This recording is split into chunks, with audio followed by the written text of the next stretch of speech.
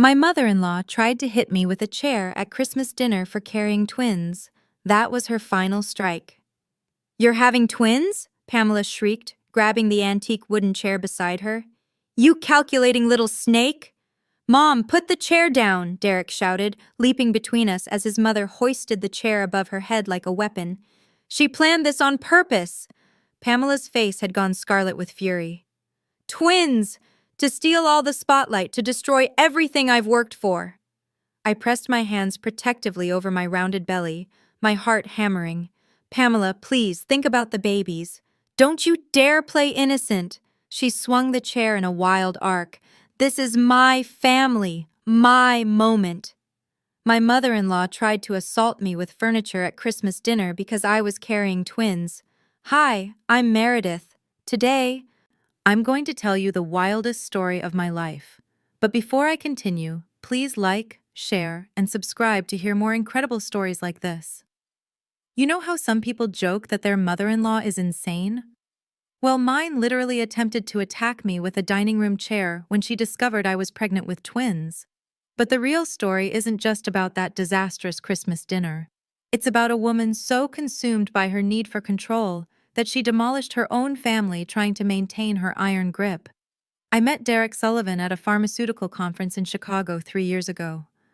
I was presenting groundbreaking research on high-risk pregnancies, my specialty as a maternal-fetal medicine physician, and he was there representing his family's medical device company. We connected over lukewarm conference center coffee and discovered we both loved rock climbing on weekends. "Fair warning," he told me on our third date, his hazel eyes serious. "My mother is a lot." I laughed it off. "Every guy says that about his mom." "No, Meredith. I mean, she's already selected my future wife, designed my wedding down to the napkin colors, and named my hypothetical children, and you're definitely not her choice." I should have listened to that red flag, but Derek was everything I'd ever wanted. Brilliant, compassionate, adventurous, and surprisingly emotionally aware for someone raised by what I'd later learn was essentially a benevolent dictator. Pamela Sullivan was a phenomenon wrapped in designer St. John knit suits and impossibly high standards. She'd married into the prominent Sullivan family 38 years ago. Her maiden name was just Pamela Wright from a middle-class suburb, and she'd spent every single day since proving she deserved her place among Boston's elite. Her Beacon Hill townhouse looked like it belonged in Architectural Digest. Her charity galas were legendary throughout New England, and her control over her family was absolutely complete. "So," she said when we first met, examining me like I was merchandise at Neiman Marcus, "you're the doctor Derek mentioned." "Yes, I'm an OB/GYN, specifically a maternal-fetal medicine specialist," I replied politely, extending my hand. Her smile grew tighter as she gave my hand the briefest shake. "How ambitious. Though I do hope you're not one of those modern career women who prioritizes work over family life." "I believe in finding balance," I said carefully, already sensing the minefield. She turned to Derek. "Speaking of balance, did you call Amanda? The Whitmore girl just finished her MBA at Wharton. Lovely young woman, old Boston family, traditional values." That interaction set the tone for everything that followed. For 2 solid years, Pamela waged psychological warfare against our relationship. She'd schedule mandatory family events during my hospital shifts, timing she somehow always knew, despite Derek never telling her my schedule. She'd accidentally forget to set a place for me at formal dinners. At gatherings, she'd speak French to the other guests whenever I joined conversations, despite everyone being perfectly comfortable in English. "She's testing you," Derek's sister Christina told me privately after one particularly brutal Thanksgiving. She pulled the same tactics with Greg's girlfriend. Spoiler alert, they didn't make it. "What about your husband?" I asked. "How did he pass her test?" Christina's laugh was hollow. "He didn't. Mom handpicked him from 3 suitable candidates. I just accepted her choice because fighting her is exhausting." The sabotage intensified after Derek proposed. Pamela actually hired a private investigator to dig up dirt on me. When that failed, my most scandalous secret was a parking ticket from medical school. She pivoted to emotional manipulation. "Derek, sweetheart," she said at a family dinner, dabbing at completely dry eyes. "I just want your happiness. But Meredith isn't even from our social circle. What about our traditions, our legacy? Your children won't understand our family history." "Mom, that's classist and you know it," Derek said firmly. "It's not classist to want to preserve what generations built," Pamela snapped, the fake tears evaporating instantly. "I've already mentioned to Catherine Ashford that her daughter Caroline is available. Yale graduate, comes from excellent stock." "I'm marrying Meredith," Derek interrupted. "You can accept it or not, but it's happening regardless." Pamela's carefully constructed mask slipped, revealing raw fury before she composed herself. "We'll see about that." Wedding planning became guerrilla warfare. Pamela would contact our vendors behind our backs to change details. She'd add 50 extra guests to our intimate ceremony. She spread vicious rumors to the extended family. She told Derek's grandmother I was infertile, hoping to turn the family matriarch against me. "Where did you even come up with that idea?" I confronted her directly. "Well, you're 33 and childless," she said sweetly. "One naturally wonders if there's an underlying issue." "I was building my career and waiting for the right partner," I said through clenched teeth. "Of course, dear, though it would be absolutely tragic if Derek married you and never had children. He's the only son, you see. The Sullivan name depends on him producing heirs." I wanted to tell her I could have 10 kids if I chose. Knowing exactly how to optimize conception was literally my job, but I kept silent, refusing to give her ammunition. The wedding itself was beautiful. Despite Pamela wearing cream, "It's champagne, not white," she insisted, and delivering a 40-minute speech that somehow excluded me entirely while praising Derek's every childhood accomplishment.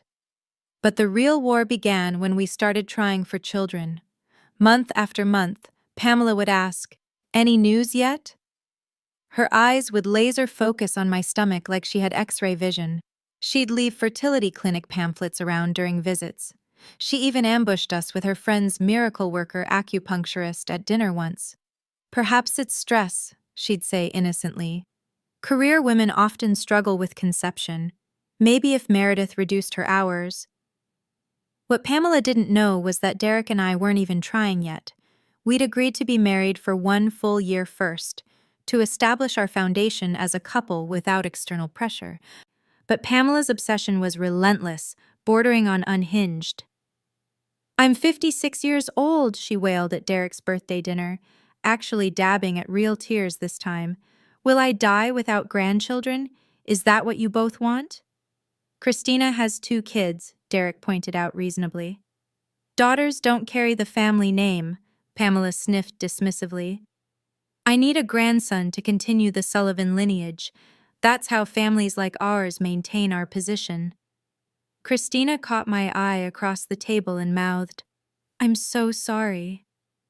We'd become secret allies in what we privately called the Pamela Wars, bonding over shared suffering. When we finally did start trying, I conceived immediately. The irony of Pamela's fertility concerns wasn't lost on me. But at my 8-week ultrasound, we got an unexpected surprise. "Well, congratulations," my colleague Dr. Phillips said, grinning at the screen. "You're having twins." Derek and I were absolutely thrilled. 2 babies at once, our family complete in 1 pregnancy. We decided to wait until Christmas to announce it, when the whole Sullivan clan would be gathered at Pamela's Beacon Hill townhouse. "Let's just announce the pregnancy initially," I suggested. "Save the twin reveal for a separate surprise later." Derek agreed immediately. "Mom's going to have a meltdown either way. Might as well spread out the chaos." Christmas arrived with typical Pamela extravagance. The townhouse was decorated like a luxury hotel lobby. Professional designer, coordinated color scheme, fresh flowers everywhere. Catering staff in formal attire circulated with champagne and canapes, and the entire extended family had been summoned. Pamela presided over everything in a burgundy Oscar de la Renta dress that probably cost more than my student loan payment. "Everyone, attention please," Derek called out during dinner. Meredith and I have an announcement. The dining room went silent. Pamela's eyes sharpened like a hawk spotting prey. We're expecting, I said, smiling warmly at the assembled family. The room exploded in congratulations. Pamela's expression went through rapid changes: shock, calculation, then forced delight.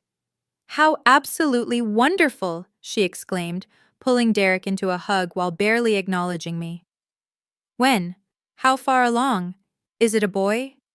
April, I answered. And we don't know the gender yet. Well, I'll organize the baby shower naturally, Pamela announced immediately. Don't worry about anything. I know exactly what my grandchild requires. Actually, we wanted to, I started, but Derek's cousin Lauren interrupted. Wait, did you say April? But you're barely showing at all. Well, I smiled. That's because she's carrying twins, Derek announced proudly, unable to contain his excitement. 2 babies! The room erupted again, this time with even more enthusiasm and surprise. Everyone except Pamela. Her face drained of color, then flushed red, then turned an alarming purple. Her hands clenched the edge of the antique dining table so hard her knuckles went white. Twins? She whispered, her voice barely audible. Isn't it incredible? Christina said quickly, sensing danger in the air. 2 grandchildren at once, Mom. You're so blessed.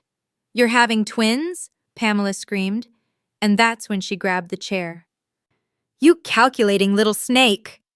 Pamela hoisted the antique wooden chair above her head like a weapon. Mom, put the chair down, Derek shouted, rushing between us. She did this deliberately. Pamela's face had turned purple with rage. Twins! To steal all the attention, to destroy my moment. I pressed my hands protectively over my belly, genuinely terrified.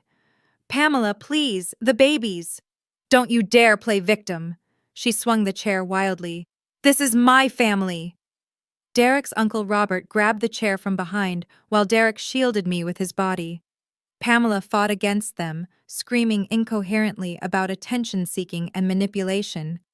How does someone have twins deliberately? Christina shouted. Mom, you're being completely insane. IVF, fertility drugs. Pamela was practically frothing. She's a specialist. She knew exactly how to manipulate this. Everything has to revolve around her. First she steals my son, now she's stealing my grandmother moment with her twins.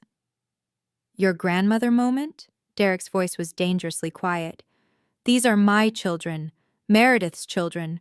You're just the grandmother. Just the grandmother? Pamela broke free and lunged toward me. Derek's father, William, quiet William, who never raised his voice, suddenly stepped forward and caught his wife's arms firmly. Enough, Pamela! Don't you see what she's doing? Pamela pleaded with the room, her voice cracking. Twins means double everything. Double baby showers, double attention, double gifts. She's making it all about herself. You just tried to assault a pregnant woman with a chair, William said slowly, his voice filled with something I'd never heard from him before. Disgust. Because she's giving you 2 grandchildren instead of 1. Do you hear yourself? The dining room fell silent except for Pamela's ragged breathing. Family members had their phones out, recording, the disaster too spectacular to ignore. I think you should leave, Robert said quietly. Cool down somewhere else. This is my house, Pamela shrieked. And these are our guests, William said with unexpected firmness, including our daughter-in-law and our grandchildren. Leave, Pamela, right now. Pamela looked around the room desperately for support and found absolutely none. Even her sister Diane, usually her most loyal defender, was shaking her head in disgust. You'll regret this, Pamela hissed directly at me. I'll make certain of it. She stormed out, slamming every door between the dining room and the foyer. The Christmas dinner continued in awkward silence until Christina raised her wine glass. To Meredith and Derek, she said loudly, and to 2 healthy babies who'll be loved by the sane members of this family. The toast broke some of the tension, but the damage was catastrophic. Videos of Pamela's meltdown were already spreading through family group chats. The immediate aftermath was swift and brutal. William, showing more backbone than anyone had seen in decades, insisted Pamela undergo psychiatric evaluation. The diagnosis came back quickly: narcissistic personality disorder with paranoid features. She genuinely believes you conceived twins specifically to spite her, the psychiatrist told us privately. In her mind, everything revolves around her. Your pregnancy isn't about you having children, it's about stealing attention from her. Pamela refused treatment entirely, instead doubling down on her vendetta. And that's when things got truly dangerous. Pamela called my hospital's medical board, claiming I was mentally unstable and shouldn't be treating patients. When that failed, my colleagues knew me too well. She tried to have Derek removed from his executive position. She told our board I was emotionally compromised by my wife's manipulation, Derek said, half laughing in disbelief. They asked if she meant my pregnant wife. She said yes, like that somehow helped her case. The extended Sullivan family began choosing sides. Most were horrified by Pamela's behavior, but some old guard relatives thought I should be understanding of a grandmother's excitement. Excitement? I said to one particularly tone-deaf aunt. She tried to assault me with furniture. Pamela has always been dramatic, the aunt waved dismissively. You should apologize for surprising her like that. Apologize for being pregnant with twins? I asked incredulously. For not telling her privately first. You know how she likes to be in control. That was the core problem. Everyone had enabled Pamela's need for control for so long that they'd normalized absolute insanity. But karma has a way of finding people who burn bridges while standing on them. Pamela's meltdown videos escaped beyond the family. Someone posted them on social media with the caption, "Mother-in-law from hell attacks pregnant woman over twins." It went viral overnight. 10 million views in 3 days. Suddenly, Pamela Sullivan, Boston's society maven and charity queen, was internet famous for all the wrong reasons. The country club suspended her membership pending investigation. Her charity boards asked her to step down until the situation resolved. The companies she'd carefully cultivated relationships with wanted nothing to do with Chair Lady, as she'd been dubbed online. "This is your fault," she screamed over the phone. "You've destroyed my life." "No, Pamela," I said calmly. "You destroyed your own life. I just got pregnant." She tried everything to regain control. She appeared at my prenatal appointments demanding grandmother's rights. Hospital security had to escort her out when she caused a scene about not being allowed in the examination room. She hired an attorney to sue for grandparent visitation before the babies were even born. The lawyer dropped her as a client after reviewing the Christmas dinner videos. She spread vicious rumors that the babies weren't Derek's, that I'd had an affair. DNA tests shut that down, though the fact we had to take them was exhausting. The pregnancy progressed, and with it, Pamela's desperation intensified. She'd park outside our Brookline brownstone, just watching. She'd send flying monkeys, friends and distant relatives, to gather information. She even tried bribing my medical assistant for ultrasound photos. She offered me $5,000, my assistant told me, bewildered, for pictures she'll see eventually anyway. She needs to control everything, I explained. Having to wait like everyone else is unbearable for her. The final straw came when I was 7 months pregnant. Pamela had been eerily quiet for weeks, which should have been a warning sign. We were at a restaurant celebrating Christina's birthday when Pamela appeared with a woman none of us recognized. "This is Dr. Fletcher," Pamela announced. "She's a child psychologist specializing in twin development. I've hired her to ensure my grandchildren are raised properly." "You hired someone to raise our children?" Derek asked, stunned. "Well, Meredith will obviously be overwhelmed," Pamela said smoothly. "Twins are extraordinarily difficult, and she insists on working. Fletcher will move into your home and implement proper schedules." "Absolutely not," I interrupted firmly. You can't prevent me from helping my grandchildren, Pamela smirked. I've already paid her full year's salary up front. Dr. Fletcher looked distinctly uncomfortable. Mrs. Sullivan told me you'd agreed to this arrangement. We didn't, Derek said firmly. And we don't need help. Please leave. This is a public restaurant, Pamela protested. Then we'll leave, Derek said, helping me to my feet. And Pamela, if you come near Meredith or our children again, I'll file a restraining order. You wouldn't dare. Try me. We left, but Pamela's carefully constructed mask had finally shattered completely. The respected society woman was gone, replaced by someone consumed with control and rage. She made good on her threats, but not how we expected. Instead of backing off, she escalated horrifyingly. She contacted every daycare in the Boston area, warning them about my instability and inability to care for twins. She called my employer, claiming I was embezzling research funds. She even tried to have our brownstone condemned by filing false reports with the health department. Each attempt failed, but the stress was enormous. I went into early labor at 35 weeks. As I lay in the hospital, machines monitoring both twins' heartbeats, Derek made a decision. We're done, he said quietly. No more chances. She's out of our lives permanently. He filed for a restraining order that afternoon, using the mountain of evidence we'd accumulated. The judge, after reviewing everything, the videos, the harassment documentation, the false reports, granted it immediately. Pamela found out when she tried to storm the hospital maternity ward, demanding to see her babies. Security stopped her at the entrance, restraining order paperwork in hand. The meltdown was spectacular. She screamed about her rights, her grandbabies, the unfairness of everything.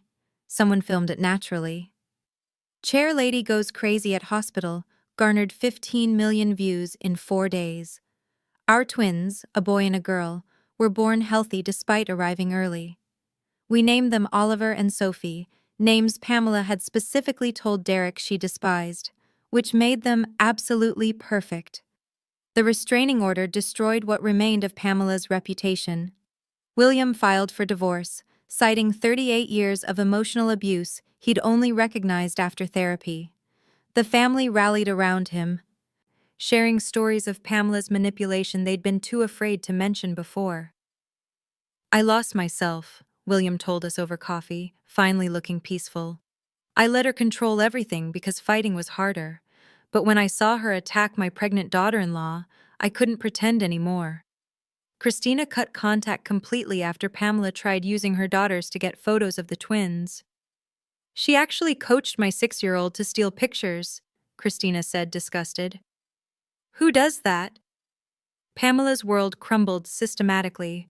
The divorce settlement was generous financially, but she lost everything else: family, status, reputation, access to her grandchildren.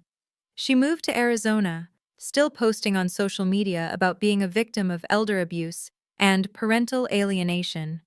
The twins are 2 now, and thriving. Act 7. The Aftermath. 550 words. Oliver and Sophie are happy, healthy, and surrounded by family who genuinely love them rather than viewing them as possessions or status symbols. William is an incredible grandfather, finally free to be himself after decades of suppression. Christina's family has grown closer to us than ever. Even Derek's extended family, freed from Pamela's reign of terror, have become authentically supportive. Sometimes I receive messages from Pamela through fake social media accounts.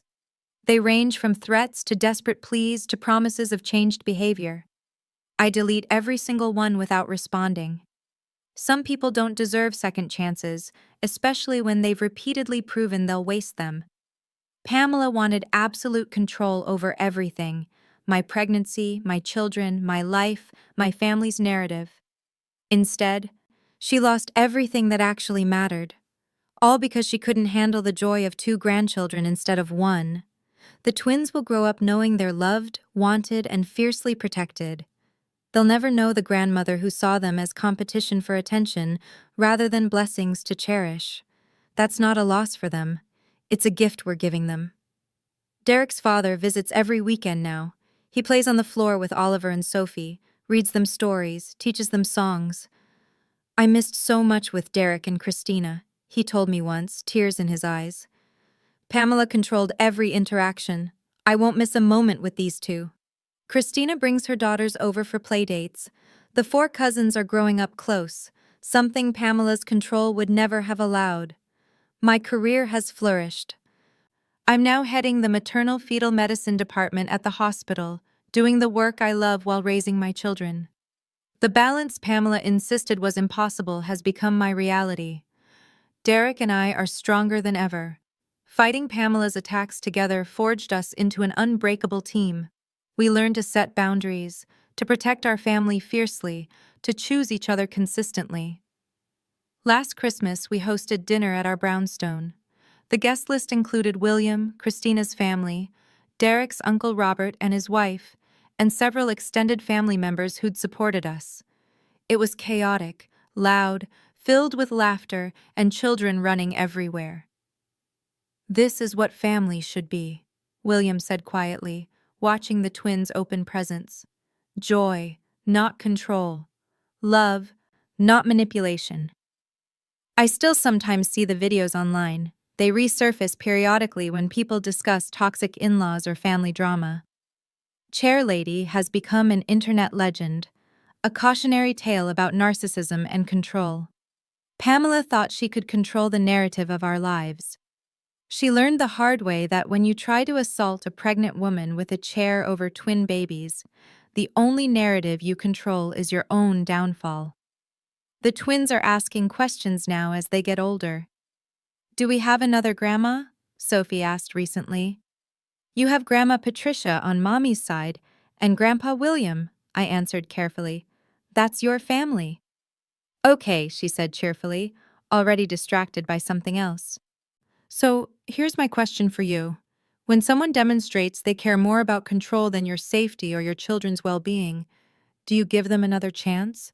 Or do you protect your family no matter the cost? For me, the answer was clear. My children's safety isn't negotiable, and I'd face 1,000 Pamela Sullivans before I'd let anyone threaten them again.